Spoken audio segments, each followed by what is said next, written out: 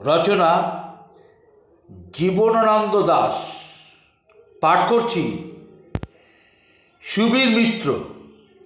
বাংলার মুখ আমি আমি দেখিয়াছি, বাংলার মুখ আমি দেখিয়াছি, তাই আমি পৃথিবীর রূপ খুঁজিতে চাই না, খুঁজিতে চাই না।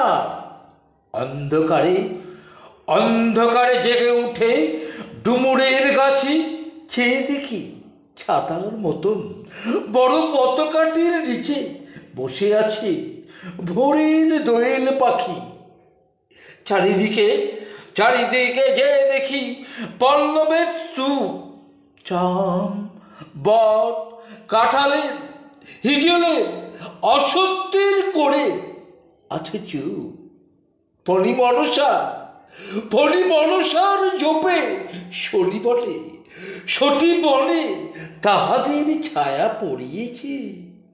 মধুকর দীঘা থাকে না জানি, সে কবে চাঁদ চম্পার কাছে এমনি হিজল বা তমালের নীল ছায়া বাংলার অপরূপ রূপ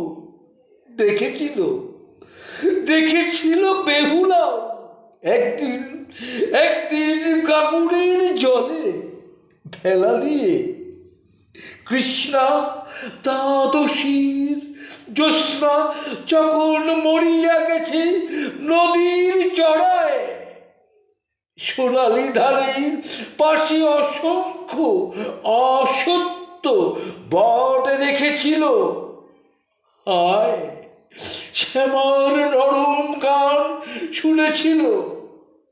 একদিন আমরাই গিয়ে ছিন্ন খাজনার মতন যখন সে নেচেছিল, ইন্দ্রের সবাই বাংলার নদ নদী ভাটপুর ঘুঙুরের মতন তার কেঁদেছিল পায়, ঘুঙুরের মতন তার কেঁদেছিল পায়। নমস্কার, ধন্যবাদ। এগিয়ে চলুন উন্নতির পথে। ভালো থাকবেন, সুস্থ থাকবেন। ধন্যবাদ।